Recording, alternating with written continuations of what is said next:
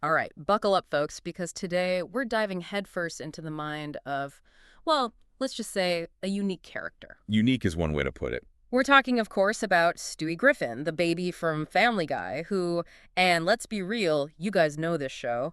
You sent in some moments that really showcase Stewie's uh, darker impulses, let's say. That's putting it mildly. Right, so we thought we'd really unpack this. Why is it that a character who, on paper, is a baby can get away with? Well, with everything Stewie does. Yeah, I mean, you watch some of these episodes and it's like, how does this character still exist?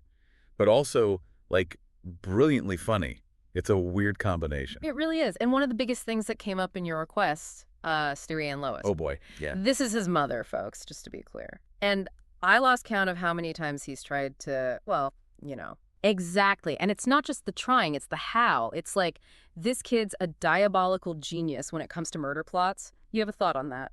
I mean, part of it is just classic cartoon logic, right? You Yeah. take an outlandish situation, in this case, a homicidal baby, and you just run with it. Yeah. But there's also something about how Family Guy uses that absurdity to kind of poke fun at those classic sitcom tropes. You know, the whole battle of the sexes, the family dynamic, all that gets completely twisted when one half of the equation is, you know, building a death ray in the playpen. And he really isn't picky, is he? I mean, Lois is one thing, but when you look at Stewie's master plans, world domination, time travel, it's like the whole universe is just this messed up playground. Right. And that's where it gets really interesting, I think. Because, yeah, on the surface, it's just a bunch of crazy antics. But then you start to see these parallels to real-world figures, historical figures, who maybe weren't so different from Stewie in their ambitions, you know? The dictators, the tyrants, the folks who genuinely believe they should rule everything and everyone. It makes you wonder, where's the line between a cartoon villain's plot and, you know, actual historical figures? And speaking of lines, Stewie's not just crossing them, he's erasing them completely when it comes to time travel. You mentioned a particular episode in your notes. Oh, yeah, the one where, and I'm not making this up, Stewie accidentally. Yeah. Well, he kind of does erase himself from existence for a bit because he can't leave well enough alone with the timeline. Right, and it made me think, we joke about it, but the idea of messing with the past, even if you could, the consequences. Family Guy isn't exactly subtle about showing how that could go so wrong. Absolutely, and that's where you get into these surprisingly deep philosophical questions from a show that's also, like, show you a talking dog and a giant chicken fighting in the street.